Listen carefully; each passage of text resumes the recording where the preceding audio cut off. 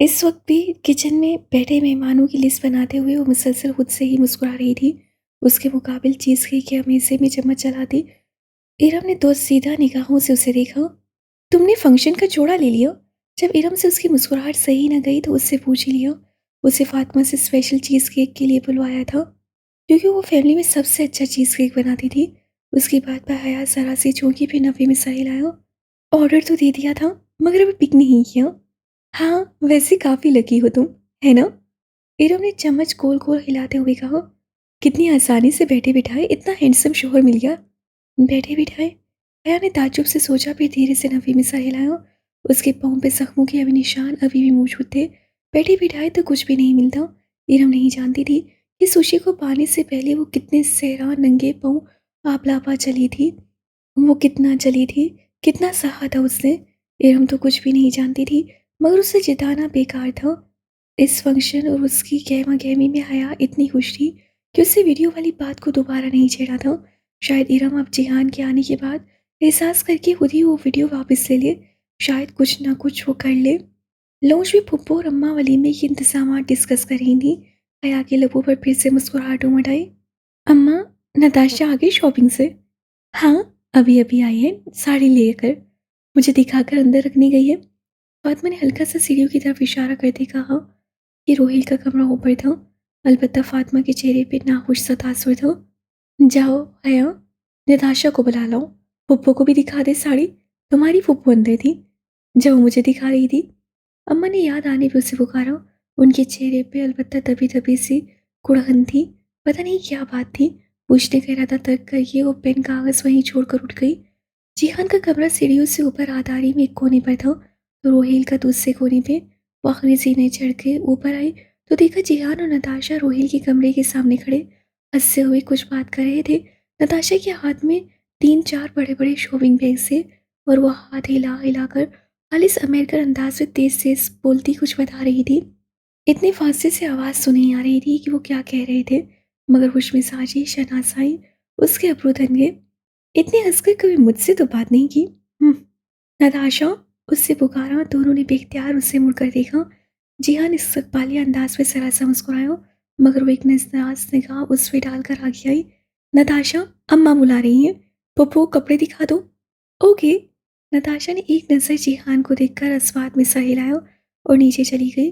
वो चुभती हुई निगाहों से नताशा को देखती हुई जिहान की तरफ पलटी। क्या बात हो रही थी अपनी बचपन की सहेली से? वो जरा सा हंस दिया। नहीं भाई, मैं तो तुम्हारी वजह से इतना होश-इखलाक हो रहा था। तुम्हारी भाभी है ना? मेरी वजह से कुछ नहीं करते, और अगर कुछ करना है तो शाम मेरे साथ फंक्शन के कपड़े लेने आ जाओ। अगर तुम्हें नहीं पसंद हुए तो बदल लेंगे। नताशा को भूलकर उसे कपड़ों की बात याद आ गई थी। एक तो पता नहीं हमारी मंगनी कितनी दफ़ा होगी। वो उस फंक्शन के आइडिया से उकता जाता था। अब हो रही है तो होने दो ना। क्या तुम आज शाम चलोगे? नहीं, शाम में ज़रा बिजी हूँ। कल चलूँगा, प्रॉमिस। वो नीचे आई तो पुप्पो अकेली बैठी थी। अम्मा वहाँ नहीं थी, ना ही नताशा। नताशा साइमा भाभी की तरफ गई है, उन्हें शॉपिंग दिखाने। तुम्हारी अम्मा लॉन में है। उसके पूछने पे पुप्पो ने बताया था। ओके। उससे सर पे दुपट्टा लिया और पोर्च की तरफ खुलते दरवाजे की तरफ आई। बट जरा सा खुला तो बरामदे में फातिमा और रोहेल रूबरू खड़े थे नजर आए। फातिमा गुस्से और हफ्की से रोहेल से कुछ बहस कर रही थी, और वो आगे से कुछ कहने की नाकाम कोशिश कर रहा था। ये पहन कर जाएगी वो वलीमे में? हद होती है रोहेल। वो घर में क्या क्या पहने नहीं फिरती।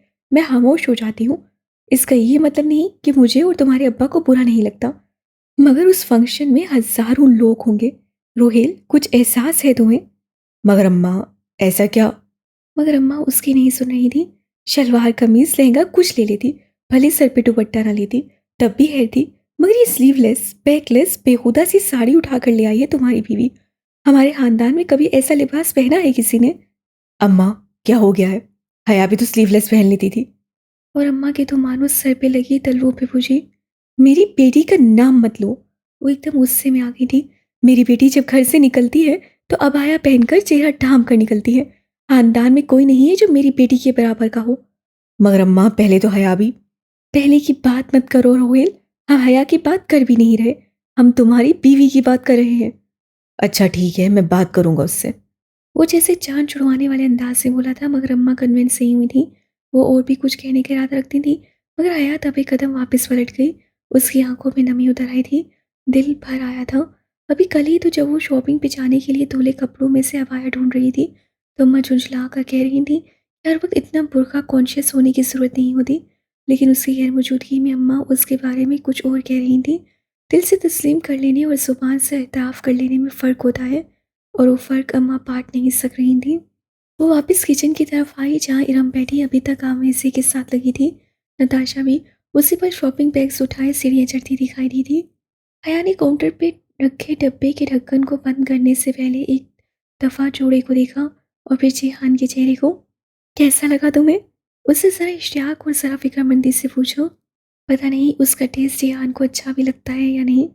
हाँ, अच्छा है। वो शॉप में शायद उससे ज़्यादा तबसरा नहीं करना चाहता था, बस ज़रा से शाने उचकाए। आया ने एक दफ़ा फिर उस तयशुदा जोड़े को देखा। हालांकि मंगनी और निकाह जैसे मौक़ों पर लड़कियां लाइट पिंक, पिस्ता ग्रीन या हल्का नीला रंग पसंद करती थीं, फिर भी उससे ये रंग मुंतखब किया था। वो लंबा घेरेदार पाँव तक आता फ्रॉक था, साथ चूड़ीदार पजामा। सारा लिबास एक ही रंग में था, ग्रे कलर और ग्रे का भी दरमियाना सा शेड, ना बहुत हल्का ना बहुत गहरा। पूरे फ्रॉक पर सफ़ेद मोतियों का काम था, ग्रे और सिल्वर का कॉम्बिनेशन। पुप्पो उसको वाइट गोल्ड और डायमंड का सेट दे रही थी, और उसकी मुनासबत से उसको ये रंग सबसे बेहतरीन लगा था। भैया ने डब्बा बंद किया और उसे शॉपिंग बैग में डालते हुए दरवाजे की तरफ बढ़ गई। जिहान उसके पीछे चलता हुआ बाहर आया। क्या तुम्हें वाकई पसंद आया है? तुम्हारे चेहरे से तो नहीं लग रहा था। गाड़ी में बैठी ही वो जरा मुतफक्किर सी बोली। नहीं, मुझे वाक़ई पसंद आया है। बहुत अच्छा कलर था लेकिन इग्निशन में चाबी डालते हुए जिहान ने जरा से शाने उचकाए। मैं सिर्फ़ यही सोच रहा हूँ कि क्या? वो जानती थी कि वो बात को किस तरफ लेके जा रहा है, फिर भी उससे अनजान बनते हुए पूछो। यही कि तुम इस लिबास के साथ, मेरा मतलब है तुम अपना पर्दा कैसे कैरी करोगी, दुल्हन बनकर? वो शायद काफ़ी देर से यही सोच रहा था। आया कि लबों पर हल्की से इस इसरार भरी मुस्कुराहट ऊपर कमर हुई। कर लूंगी। गाड़ी अब सड़क पे दौड़ रही थी। वो जरा सा मुस्कुराते हुए विंडो स्क्रीन के पार देख रही थी। क्या तुम इस कामदार लिबास के ऊपर बुर्का लोगी या चादर वगैरह? नहीं, मैं बुर्का नहीं लूंगी। तो तुम क्या इसके काम वाले दुपट्टे से निकाब करोगी? जिहान को कहते हुए भी ये बात बहुत अजीब सी लग रही थी, बहुत ही ऑकवर्ड। निकाब नहीं, कामदार दुपट्टे से निकाब। और उसे शायद लगा था कि हया आगे से उसकी बात की तस्दीक कर देगी।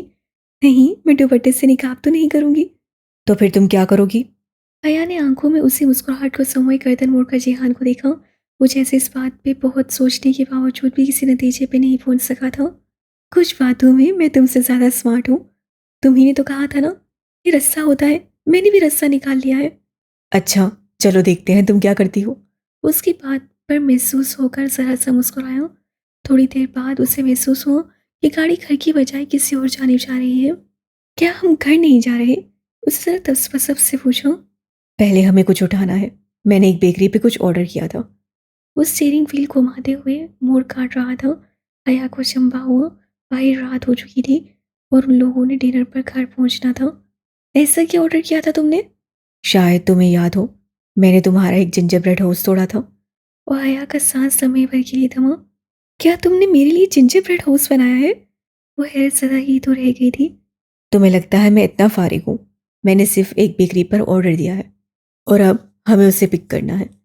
कल हमारी मंगनी तीसरी दफ़ा हो रही है, सो इससे पहले मुझे ये हिसाब बराबर करना है।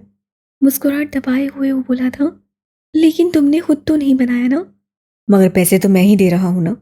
और ये बात करते हुए उस गरीब आदमी के चेहरे पे हल्की से मिठाई। अया बेसाख्ता गर्दन मुड़कर शीशे से बाहर देखने लगी। वो नहीं चाहती थी कि जिहान उसकी आंखों में आती मुस्कुराहट को देख पाए। उस फिगर ने बहुत मेहनत से जिंजर ब्रेड हाउस बनाया था। वो उतना ही प्यारा था जितना हया का अपना जिंजर ब्रेड हाउस। या पता नहीं क्यों उसे लगा ये वाला हाउस ज़्यादा प्यारा था। काउंटर पे ट्रे में रखा वो खूबसूरत सा हाउस, जिसके ऊपर आला बला कैंडीज, जेली और आइसिंग से ड्रेसिंग की गई थी। नहीं, इसको पैक ना करें, ये टूट जाएगा। बहुत नाजुक है, मैं इसको यूं ही उठा लूंगी। अया ने एहतियात से जिंजर ब्रेड हाउस वाली ट्रे उठा ली। कपड़ों वाला शॉपर तो वैसे ही गाड़ी में पड़ा था, और वो ट्रे को उसी तरह उठाए घर ले जाना चाहती थी। अगर इस दफ़ा ये टूटा तो ये तुम्हारी गलती होगी। जिहान ने बाहर निकलकर उसे तंबी की थी। वो जवाब दिए बिना सेज सेज कर चलती गाड़ी तक आई। फिर सारा रास्ता वो ट्रे हाथों में उठाए रही थी। हाथ दुखने लगे थे, मगर उसने ज़रा भी बदएहतियाती नहीं की थी। ये जिंजरब्रेड हाउस उससे अपने वाले से ज़्यादा प्यारा था। गाड़ी घर के पोर्च में रुकी तो जिहान जल्दी से बाहर निकला और उसकी तरफ का दरवाज़ा खोला। यकीनन ये इनायत उस जिंजरब्रेड हाउस के लिए थी, बल्कि अपने पैसे ज़ाया ना होने के लिए। वो ट्रे उठाए बाहर निकली। जिहान ने पिछली सीट पे पड़ा उसका शॉपर उठा लिया। चलिए मैडम, आपके कपड़े ड्राइवर ले आएगा। वो मसूई बेचारगी से कहता रास्ता छोड़कर उससे आगे जाने का इशारा कर रहा था।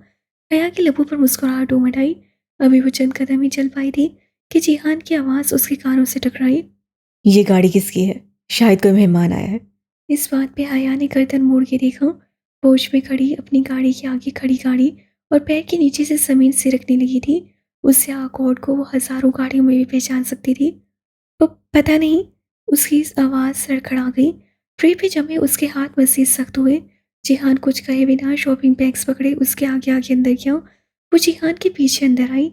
एक एक कदम बहुत भारी हो रहा था। लॉन्च के दाने पे ही सारा मंजर दिखाई दे रहा था। उसके कदम चौखट से जरा पीछे जम गए। वो तारीख कोशे में खड़ी थी। अंदर वाले लोग उसकी तरफ मुतवज्जा नहीं थे। वहाँ वलीद एक सोफे पे टांग रखे बैठा था। सामने अब्बा, अम्मा, ताया, साइमा ताई, रोहेल, नताशा, पुप्पो और दावर भाई, सोनिया सभी थे। सोनी तो चलो शादीशुदा थी, सो खानदान की रवायत के मुताबिक उसका पर्दा नहीं था। मगर अजनबी की बात यह थी कि इरम भी वहीं कोने में खड़ी थी। उसके हाथ में ट्रे थी, जैसे शायद वो कुछ सर्व करने के बहाने अंदर आई हो और फिर वहीं खड़ी हो गई हो। जिहान आगे आया, एक नज़र उन सबको देखा और फिर 1 मिनट कहकर शॉपिंग बैग की तरफ इशारा किया, जैसे उन्हें रखना है। वो सीढ़ियाँ चढ़ता गया। वो वहीं अकेली खड़ी रह गई। ट्रे को पकड़े उसके हाथ पसीने में भीग गए थे। वलीद ने जिहान को सीढ़ियाँ चढ़ते देखा तो गर्दन उस तरफ मुड़ी। हया को देखते हुए एक जहरीली मुस्कुराहट उसके मुंह पर उमड़ आई। वो कुछ मसरूर सा वापस उन सब की तरफ मुड़ा जो अभी तक उलझी निगाहों से उसे देख रहे थे। जी सुलेमान अंकल, तो मैं कह रहा था कि हमें इस मामले पे आराम से बात करनी चाहिए। और मिस हया, सॉरी मिसेस हया तो ये जानती हैं कि मैं यहाँ क्यों आया हूँ। उससे बात करके फिर से गर्दन मुड़कर एक फातिहाना नजर हया पे डाली थी। अब्बा ने उसकी निगाहों के ताकों में हया को देखा और फिर उन्हीं उलझी निगाहों से वलीद को। वलीद, ये मेरा घर है। यहाँ इस तरह के मामले डिस्कस करने का क्या मतलब है? अब्बा कुछ ऐसे उसका आना और ये सब कहना बिल्कुल भी अच्छा नहीं लग रहा था। रोहेल, ताया, अब्बा सबके माथे पे बल थे, जैसे किसी को ये पसंद नहीं आ रहा था। बात घर की थी, इसीलिए मैंने सोचा घर में ही कर ली जाए। जो चीज़ मेरे पास है उसे देखकर आपको अंदाज़ा होगा कि आप लोग इतनी आसानी से मेरे शेयर सेल नहीं कर सकते। वलीद, ये कोई तरीका नहीं है। दावर भाई नागवारी से कहते उठने लगे। रोहेल भी भरमे से सब कुछ देख रहा था। इरम उसी तरह कोने में खड़ी थी। शायद उसे किसी ने जाने के लिए नहीं कहा था, या शायद कहा हो तब भी वो खड़ी हो गई थी। वो गालपन सारा तमाशा देखना चाहती थी। इस सारे में अगर कोई बड़े मज़े से बैठी कोक के कैन से खून खून भर रही थी तो वो नताशा थी। हर फिक्र से बेनियाज, हर सिचुएशन को एंजॉय करती हुई। दावर, तुम इसे ज़रूर देखना चाहोगे। आखिर इसका ताल्लुक तुम्हारी ही शादी के फंक्शन से तो है।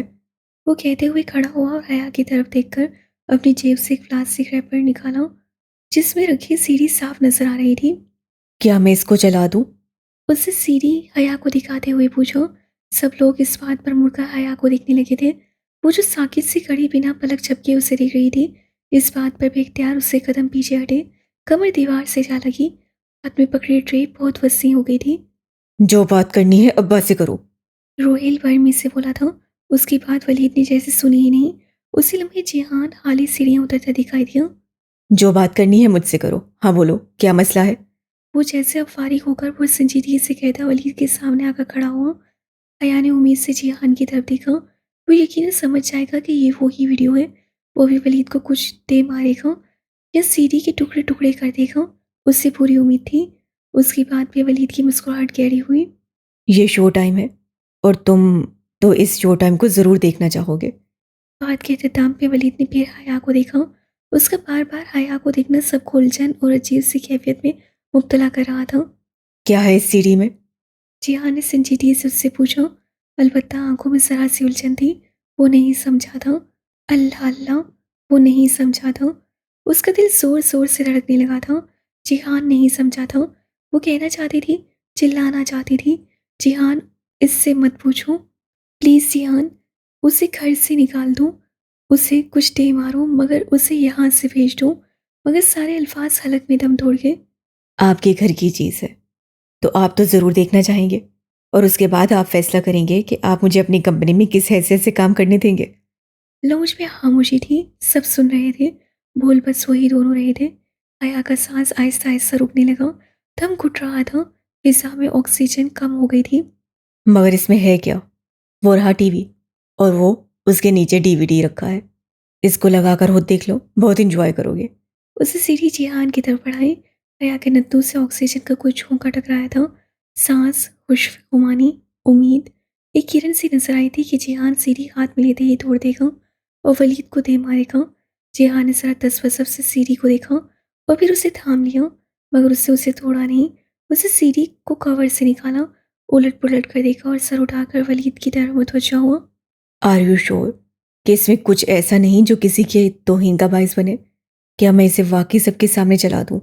इसमें जो है वो सब सच है, कोई फिक्सिंग नहीं है। चलाओ, ज़रूर चलाओ। जिहान ने सीढ़ी पकड़े पकड़े ताया अब्बा को देखा। वो उसे उलझी हुई निगाहों से उसे देख रहे थे। किसी की समझ में कुछ नहीं आ रहा था कि ये अचानक हो क्या रहा है। इस तरह अचानक वलीद का आना, फिर उन सबसे कहना कि वो उनसे कोई बात करना चाहता है, और फिर ये सीढ़ी वगैरह। जिहान ने मुड़कर इरम को देखा। क्या मैं इसे चला दूं? उससे इरम से इजाज़त मांगी थी। वो उससे क्यों पूछ रहा था? क्या उसे एहसास नहीं था कि ये सीढ़ी इरम ने ही तो वलीद को दी होगी, और इसीलिए इरम ने बहुत ही बेनियाजी से शाने उचकाए, जैसे कह रही हूँ मेरी बला से। अलबत्ता उसकी आंखों में मुस्कुराहट सी थी, शो टाइम की मुस्कुराहट की हवाए का मज़ा। जिहान ने फिर वलीद को देखा, जैसे खुद भी मुतवस्सब था कि उसे ये सीढ़ी चलानी चाहिए या नहीं। जिहान ने एक सपाट से निगाह उस पर डाली और फिर ओके कहते हुए मुड़ा। उसके कदम दीवार में लगे टीवी की तरफ उठ रहे थे। किचन की खुली खिड़की से हवा का झोंका आया और आधी खुली दीवार पर लटकते विंड चाइम की लड़ियां गोल गोल घूमने लगी। स्टिक और कांच टकराए, खामोशी में मध्यम सा नगमा बज उठा, मातम का नगमा, सोग का नगमा।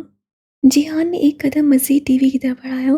बाहर बादल जोर के गरजे, बिजली चमकी और आया के हाथ से जिंजर ब्रेड हाउस की ट्रे गिर पड़ी। हल्की से ठट की आवाज़ के साथ ट्रे ऊंधे मुंह जमीन पोंछ हुई। कोई उसकी तरफ मुतवज्जा नहीं हुआ था। वो सब उस सीढ़ी को देख रहे थे।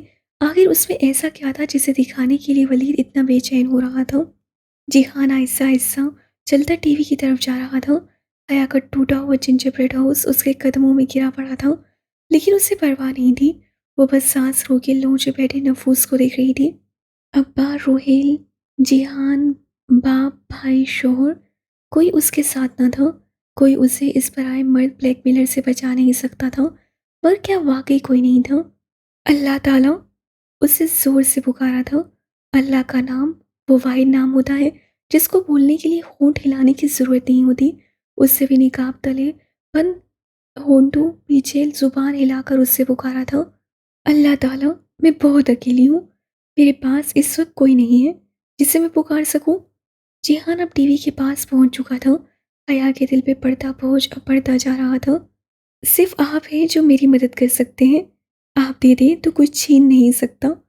जिहान ने टीवी का बटन ऑन किया और फिर रिमोट से डीवीडी चलाया। अब टीवी स्क्रीन नीली आ रही थी। आप छीन लें तो कोई दे नहीं सकता। जिहान ने झुककर बटन दबाते हुए डीवीडी प्लेयर की प्लेट बाहर निकाली। दफातन रिमोट उसके हाथ से फिसल पड़ा। मार्बल के फर्श पे रिमोट गिरा था। चंद लम्हे मजीद गुजर गए। मेरी मदद करें, मुझे अकेला मत छोड़े। जिहान रिमोट उठाकर फिर सीधा हुआ। काश रिमोट टूट जाता, मगर वो नहीं टूटा था। हर चीज़ उसके खिलाफ जा रही थी। जिहान ने खाली सांचे में सीढ़ी रखी और उससे वापस अकेला। मुझे इन लोगों के सामने रुस्वा न करें। स्क्रीन पे मेन्यू लिखा आ रहा था। जिहान ने जरा पीछे होकर रिमोट से प्ले का बटन दबाया। मुझे रुस्वा न करना, प्लीज़, हेल्प मी, प्लीज़। हया ने आंखें बंद कर ली। शायद सीढ़ी ना लगे, वो अंदर फंस जाए, शायद। मगर चंद ही लम्हों बाद उसे गाने की टोन सुनाई दी थी, शीला की मौसीकी। उससे कदमों तले से ज़मीन सिरकने लगी थी। सर से आसमान हटने लगा। उसे लगा वो अभी गिर जाएगी, वो भी मर जाएगी। वीडियो लग चुकी थी, सब देख रहे थे। वो ख्वाब नहीं था, वो हकीकत थी। वो एक दफ़ा फिर रुस्वा होने जा रही थी।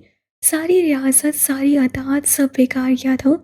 रुस्वाई गुनाह, उसका पीछा कभी नहीं छोड़ेंगे। वो कब्र तक उसके पीछे आएंगे। उससे अपनी सुर्ख पर्दे बंद आंखें खोली। लॉन्च का मंजर जरा सा धुंधला आ रहा था। उससे अब्बा के चेहरे को देखना चाहा, जो बहुत शौक से स्क्रीन को देख रहे थे। उससे अपने अब्बा को सारे बाजार बेइज्जत कर दिया था। उससे रोहेल का चेहरा देखना चाहा, जैसे समझ ना आ रहा हो कि ये क्या हो रहा है। उससे ताया अब्बा के चेहरे को देखना चाहा, ये खस गुस्सा पेशानी की तनी नसें, सुर्ख पड़ता चेहरा। उसे सायमा ताई और अम्मा के चेहरे को देखा, हक्का बक्का। गाना उसी तरह चल रहा था। उससे नताशा के चेहरे की तरफ देखा। वो बड़े सताइशी अंदाज में स्क्रीन को देखते एक्साइटेड से आगे होकर बैठी थी। कोक का कैन अभी तक उसके हाथ में था। उसकी निगाहें नताशा से होती हुई सामने जिहान के चेहरे पर पड़ी। जिहान वो वाइट शख्स था जो टीवी नहीं देख रहा था। वो सिर्फ चुभती हुई निगाहों से वलीद को देख रहा था। और वलीद तब उससे देखा। वलीद का चेहरा सफ़ेद पड़ा हुआ था, इतना सफ़ेद जैसे किसी ने पेंट कर दिया हो। उसी पल उससे इरम को देखा। उसका चेहरा भी उतना ही सफ़ेद था। ये क्या? एकदम से हया ने गर्दन घुमाकर स्क्रीन को देखा। निकाब तले उसके होंठ जरा से खुले, आंखों की पुतलियां बेयकीनी से फैली। उसे लगा वो कभी सांस नहीं ले सकेगी। गाना भी वही था, म्यूजिक भी वही था, सीडी भी वही थी, मगर मंजर नहीं। ये शरीफों का मुशरा नहीं था, नहीं, ये उसकी वीडियो नहीं थी। ये तो इरम और वलीद। वो तस्वीर का एक स्लाइड शो था। एक एक करके बड़ी बड़ी तस्वीर स्क्रीन पे उभरती और चली जाती। इरम और वलीद की तस्वीर इकट्ठी किसी रेस्टोरेंट में, किसी शॉपिंग एरिया, किसी पार्क में। सारी फोटोज सेल्फ फोटोज थी, जैसे वलीद के साथ होकर इरम ने बाजू बढ़ाकर खुद ही मोबाइल से खींची हो। और इस लिहाज से वो दोनों बहुत करीब करीब खड़े थे। और दो तीन तस्वीर के बाद स्कैनशुदा ईमेल स्क्रीन पे उभर थी। उनमें से कुछ फिक्रे हाईलाइटेड थे। वो तस्वीर उतनी देर तक स्क्रीन पे रहती कि वो उन सब हाइलाइटेड फिक्रों को पढ़ लेते। फिर अगली तस्वीर आ जाती, इरम और वलीद की साथी ईमेल्स। ये क्या? वलीद एकदम आगे बढ़ने लगा। एक कदम भी आगे बढ़ाया तो इन टांगों में अपने घर नहीं जाओगे, वहीं खड़े रहो। जिहान का वो उलझन भरा चेहरा तसबसब सब गायब हो गया था। वो इतने सर्द और कटीले अंदाज से बोला कि वलीद के बढ़ते कदम वहीं रुक गए। उसे शर्सर सी निगाहों से जिहान को देखा। ये शो टाइम है ना वलीद लगारी, और तुमने कहा था कि इस शो को मैं बहुत इंजॉय करूंगा, तो मैं कर रहा हूँ। तुम भी करो, मगर शायद तुम कोई गलत सीढ़ी उठा लाए हो। ये गलत है, ये सच नहीं है। वलीद हकला गया। कभी वो सोफे पर बैठे नफूस को देखता, कभी जिहान को, हया को देखना तो उसे याद ही नहीं रहा था। अभी तुमने खुद कहा था कि यह हकीकत है। तुम्हारे कौन से बयान पे यकीन करूं मैं? वो दुरुस्ती से बोला, मगर उसी अस्थना में दावर भाई गुस्से से उठे थे। घटिया इंसान, मैं तुम्हें छोड़ूंगा नहीं, प्लीज। जिहान ने हाथ उठाकर उन्हें उसके करीब आने से रोका। हाथ का इस्तेमाल मुझे भी आता है, मगर यहाँ खवातीन बैठी हैं, इसलिए इस आदमी से मैं हुड निपट लूंगा बाद में। और अभी उससे इंग्लिश से शहादत उठाकर गहर लूत निगाहों से वलीद को देखते तनबीह की। अभी तुम यहाँ से अपनी शक्ल गुम कर लो। तुमसे मैं बाद में मिलूंगा, क्योंकि ये सीढ़ी अब मेरे पास है, और तुम नहीं चाहोगे कि तुम्हारे होने वाला ससुर या उसकी बेटी ये सब देखे। सेनेटर अब्दुल वली की बेटी से रिश्ता हो रहा है ना तुम्हारा। वलीद लड़खड़ाकर पीछे हटा। ताया अब्बा रोहेल सब अपनी जगहों से खड़े हो चुके थे। बस यही चल रहा था, उस आदमी को गोली मार दे। आउट। सुलेमान साहब सबसे पास जोर बोले थे। वलीद उस उड़ी रंगत और बदहवास कदमों से पलटा। सामने दीवार के साथ लगी हया खड़ी थी। उसकी निकाब से झलकती स्याह आंखों में भी सख्तादारी था। वलीद उन आंखों में नहीं देख सकता था। वो तेजी से बाहर निकला। बाहर उसी तरह बारिश के कतरे गिर रहे थे। टीवी स्क्रीन पे वो स्लाइड शो अभी तक चल रहा था। इरम सफ़ेद चेहरे के साथ वो देख रही थी। तस्वीरें थी कि ख़त्म ही नहीं हो रही थी। ये सब फोटो फिक्सिंग होगी, वो पुरंजीदगी से बोली थी। हालांकि तस्वीर बहुत क्लियर थी, मगर ताया और दावर के सुर्ख चेहरे वीरम को किसी तूफान से बचाना चाहती थी। तेज बारिश थम चुकी थी। हल्की हल्की बूंदाबांदी जारी थी। खिड़कियों के शीशों पर गिरती टिप टिप की आवाज़ मुसलसल आ रही थी। बुबू की बात भी साइमत ताई को तकवीत मिली थी। ये सब झूठ है, इल्ज़ाम है मेरी बच्ची पे। ये सब इरम और हया की तस्वीरें थी। ये लड़का कहाँ से आ गया इनमें? वो अपनी बात संवारने के लिए जोर से बोली थी। और ये सारी तस्वीरें हया के पास थी। उसने दी होंगी उस लड़के को, और नाम मेरी बेटी का लगा दिया। घर चलो तुम लोग। ताया फुरकान कहर बरसाती निगाह से उनको देखते हुए बोले थे। मेरी बात सुने, ये हया के पास थी तस्वीरें उससे, इसीलिए वो लड़का बार बार हया का नाम ले रहा था। मेरी बीवी का नाम मत ले मोमानी। अब्बास साइमा ताई की बात पे नागवारी से एहतजाज करने ही लगे थे कि वो जैसे गुस्से से कहता उनके सामने आ खड़ा हुआ था। ये तस्वीरें शायद आपको अपनी बेटी के लैपटॉप से भी मिल जाएं, मगर मेरी बीवी का नाम अगर किसी ने लिया तो मुझसे बुरा कोई नहीं होगा। वो इतनी सख्ती से उंगली उठाकर बोला था कि साइमा मुमानी आगे से कह ही ना सकी। फातिमा और पुप्पो ने अफसोस से एक दूसरे को देखा, जैसे समझ नहीं आ रही हो कि क्या करे। घर आओ तुम लोग। ताया अब्बा ने बहुत सब सुर्ख पड़ती निगाहों के साथ बीवी को इशारा किया और लंबे लंबे टक भरते बाहर निकल गए। दावर भाई फौरन अब्बा के पीछे लप गए। अब्बा, ये सब मैंने नहीं, ये हया ने। इरम ने उनको आवाज़ देना चाही। इरम, जियान ने हैरत और गुस्से से उसे देखा। तुम मेरी बीवी का नाम इस सब में कैसे ले सकती हो? ताया जा चुके थे। इरम ने बेबसी से जिहान को देखा। तुम्हें क्या लगता है, तुम लड़कियों को क्या लगता है? हाँ, तुम मोबाइल से मैसेज मिटा दोगी, कॉल रिकॉर्ड हस्फ कर दोगी तो वो ख़त्म हो जाएगा। ऐसा नहीं होता इरम। हर SMS रिकॉर्ड होता है, हर कॉल रिकॉर्ड होती है। एक दफ़ा फिर लो मेरी बीवी का नाम और मैं तुम्हें अपने एजेंसी से वलीद के फ़ोन पे की गई हर कॉल की ऑडियो रिकॉर्डिंग निकलवा कर दिखाऊंगा। मेरे लिए ये बहुत एहसान है। इरम ने खुश लबों पे जुबान फेरी और अपनी माँ को देखा, मगर वो पहले ही बाहर जा रही थी। वो तेजी से उनकी तरफ लपकी। चौखट में खड़ी हया उसके कदमों में गिरे मलबे को उससे नहीं देखा। लॉन्च में फिर से खामोशी छा गई थी। सब जैसे एक दूसरे से शर्मिंदा थे, सवाए नताशा के। वो बड़े मज़े से हाथ झाड़ते हुए उठी, कैन साइड टेबल पे रखा और रोहिल को मुखातिब किया। Honestly Rohail, you have a very interesting family. Rohail ने कहते हुए उससे घूरा, फिर माज़रखाना अंदाज में बाकियों को देखा। निताशा जिहान की साइड से गुजरकर सीढ़ियों की तरफ चली गई। शो टाइम ख़त्म हो चुका था। अलबत्ता जाने से कबल निताशा ने जिहान की तरफ जो मुस्कुराहट उछाली थी, कोने में खड़ी हया के जहन में वो अटक कर रह गई। ये सब कैसे हुआ, वो अभी तक दम बहुत थी, मगर नताशा की मुस्कुराहट, ओ डियर नताशा, उसका और जिहान का बातें करना, और फिर उसका इतने बड़े शॉपिंग बैग उठाकर सायमा ताई की तरफ जाना और फिर ऊपर वापस जाना। वो सायमा ताई को शॉपिंग दिखाने नहीं, इरम का लैपटॉप उड़ाने गई थी। वरना उसे कब से ताई से इतनी मोहब्बत हो गई? वरना जिहान को कैसे पता कि ये तस्वीर इरम के लैपटॉप में थी? वो भी ऊपर कमरे में हया के कपड़े रखने नहीं, वही सीडी लेने गया था। रिमोट गिराते हुए झुककर उसे सीडी स्वैप की थी। ओह जी हाँ, वो स्वैपिंग का माहिर था।